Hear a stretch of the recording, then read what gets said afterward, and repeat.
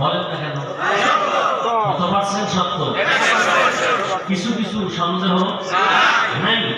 তাহলে কসম কেন করলেন? দুনিয়ার সব মানুষ যদি আল্লাহ কোরআন না মানে মিথ্যা হবে, সবাই যদি মানে এতে কি সত্য হবে? আল্লাহর কোরআন দুনিয়ার মানুষ মানব বা না মানব, আল্লাহর কোরআন তার নিজ স্থানে সত্য। চ্যালেঞ্জ দেওয়া না, কেউ ভুল বের করতে পারছে? পারে নাই। তাহলে আল্লাহ কসম খাইলেন কেন? আমরাও মাঝে মাঝে শপথ করি, কসম খাই। কেন কসম করি? সন্দেহ দূর করি। ভাই এমন কথাটা এমনটা মানি না, মিথ্যাটা কসম তাহা এখন মানি। তাহলে আমরা কসম খাইছি কেন? সন্দেহ দূর করতে। আল্লাহ কসম খাইছেন কি সন্দেহ আসিল দূর করার জন্য? কোরআনে সন্দেহ আছে? কসম খাইলেন কেন? অনেক জবাব, সব জবাবের নির্যাস হলো আল্লাহ সব কথাই সত্য। আমান আসতাকু মিনাল্লাহি কিলা, সব কথাই সত্য। তবে কসমের পরের কথাটা আরেকটু গুরুত্বপূর্ণ, মানুষের মনকে আকৃষ্ট করার জন্য কসম করেছেন। এরকম অনেক জায়গায় করেছেন। ওয়াত্তিনি ওয়াজ্জাইতুন ওয়া তুরি সিনিনা ওয়া হাদাল বালাদিল আমিন। তিনের কসম, জৈতুনের কসম, তুরে সিনার কসম, নিরাপদ শহর মক্কা নগরীর কসম, ওয়াস-সামাই যাতিল বুরুজ ওয়াল ইয়াউমিল মাউউদ ওয়া শাহিদিন ওয়া মাশহুদ। বুরুজ বিশিষ্ট আসমানের কসম। আল্লাহ বারবার কসম করেন, ওয়াদ-দুহা ওয়াল-লাইলি ইযা সাজা মা ওয়াদ্দা'আকা রাব্বুকা ওয়া মা ক্বালা।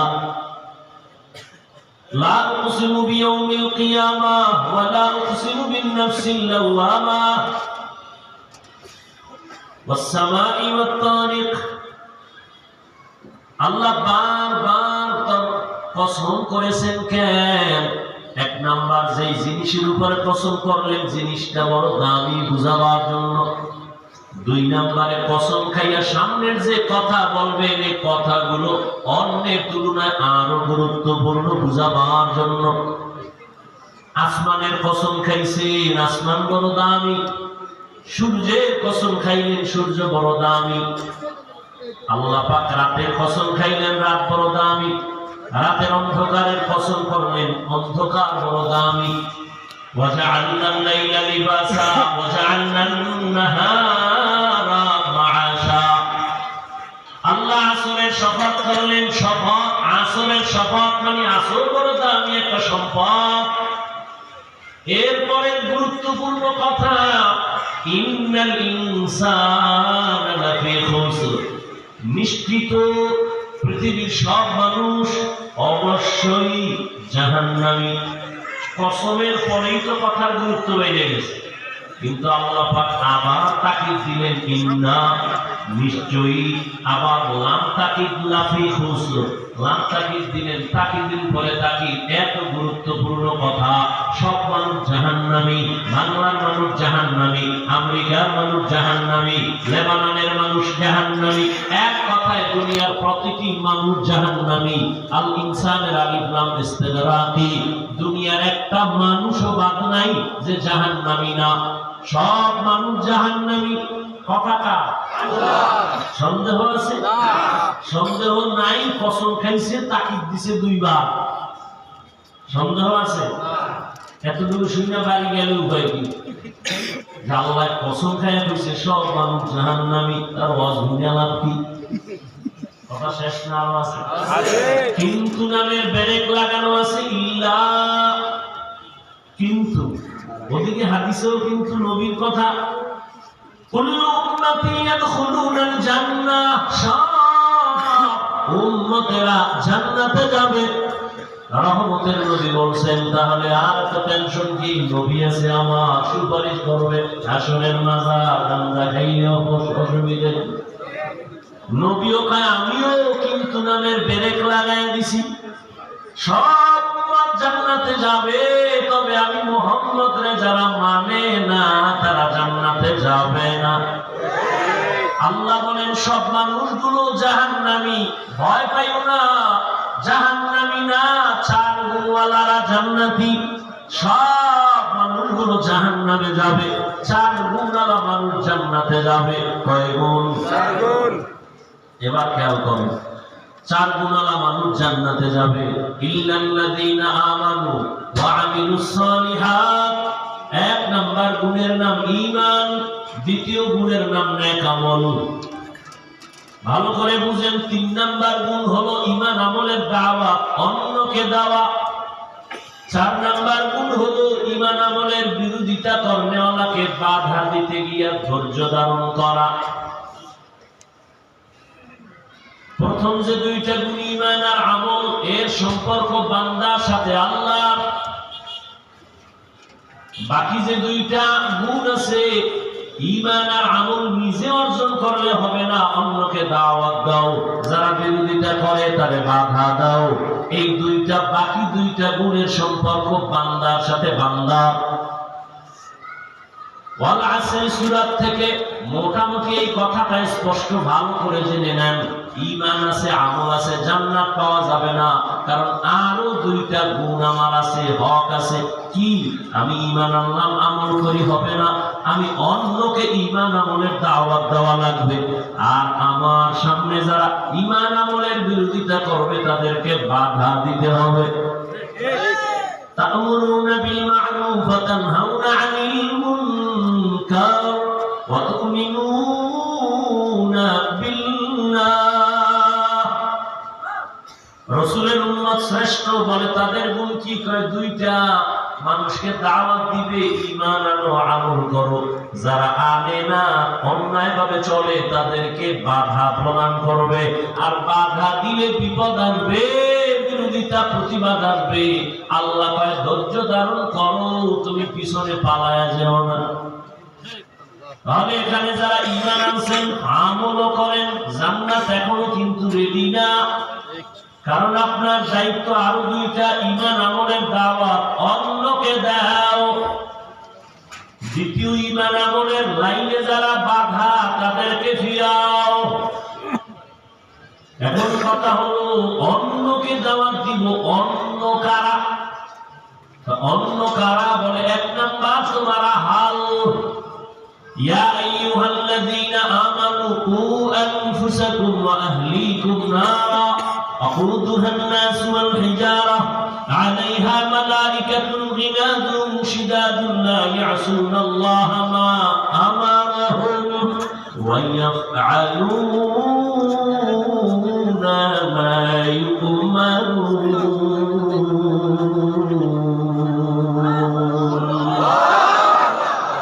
আল্লাহ বলেন, মুমিন জাহান্নাম থেকে নিজেকে বাঁচাও, তোমার আহালকে বাঁচাও।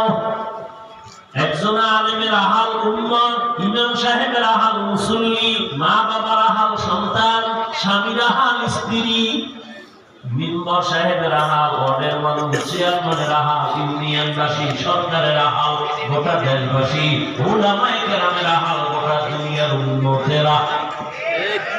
আব্বা আম্মা জাহান্নাম থেকে নিজেও বাঁচেন, আপনার সন্তানকেও বাঁচান। কেমনে? কয় ঈমান আনে, নেক আমল করেন, নিজে ঈমান আইনা সন্তানেরও ঈমানের দাওয়াত দেন, নিজেও নেক আমল করেন, সন্তানেরও দাওয়াত দেন। যেই সন্তান মানে না, বিরোধিতা করে, উল্টা পাল্টা করে, বাধা প্রদান করেন, গান শুনিস না, বেপরদায় চলিস না, উল্টা পাল্টা করবে, ধৈর্য ধারণ করেন।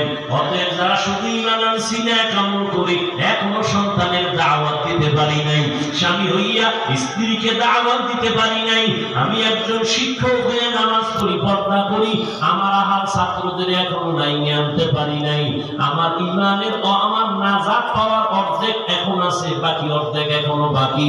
আল্লাহর হক, ঈমান আর আমল, এটা আল্লাহর হক। অন্যকে দাওয়াত দেওয়া বান্দার হক। আল্লাহর হকে ত্রুটি হলে আল্লাহ ক্ষমা দিবেন, বান্দার হক ত্রুটি হলে ক্ষমা নাই। কিয়ামতের ময়দানে ওই আহাল মা বাবার বিরুদ্ধে মামলা দায়ের করবে। আল্লাহ বলবে, এই সন্তান নামাজ পড়ছো, পড়ি নাই, রোজা রাখছো, রাখি নাই, কেন? রব্বানা ইন্না আতা'না সাদাতানা ওয়া কুবারানা ফাআযাল্লুনা সাবিলা। কোনো দোষ নাই, আমার আব্বা আম্মা কোনোদিন আমারে দাওয়াত দেয় নাই। সূরা আহজাবের ৬৭ নম্বর আয়াত, সন্তান বললেন হে মালিক, আমারে আমার মা বাবা কোনদিন নামাজের দাওয়াত দেয় নাই।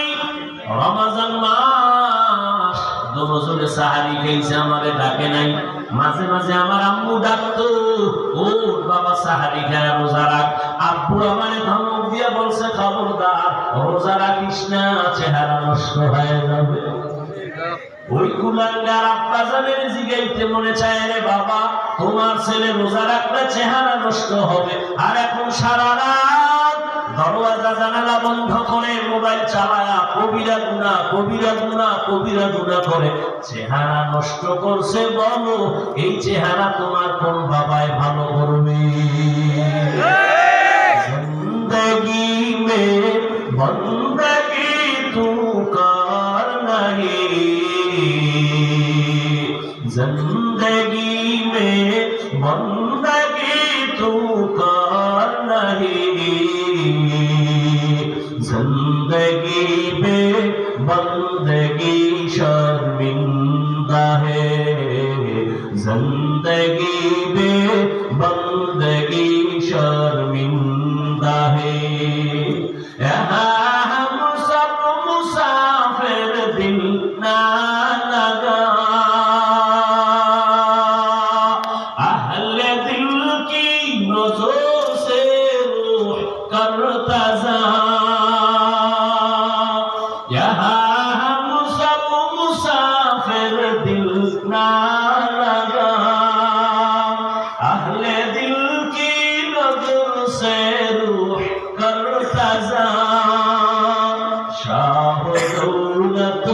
सब फकीर गर नेक नहीं, शाह दौलत सब फकीर गर नेक नहीं, जिंदगी में बंदगी तू कर नहीं, जिंदगी में बंदगी तू कर नहीं, जिंदगी पे बंदगी शर्मिंदा है, जिंदगी पे बंदगी शर्मिंदा है। दुनिया में हो दुनिया का दोनों पुकार न हो, बाजार से गुजर हो खरीदार न हो, ये दुनिया एक मिसल कागज फूल है, ये दुनिया एक मिसल कागज फूल है, जिंदगी में बंदगी तू कर नहीं, जिंदगी में बंदगी तू कर नहीं, जिंदगी में बंदगी शर्मिंदा है, जिंदगी में बंदगी शर्मिंदा है, जिंदगी में बंदगी कुल बंदगी, बंदगी पे जिंदगी शर्मिंदगी। ईमान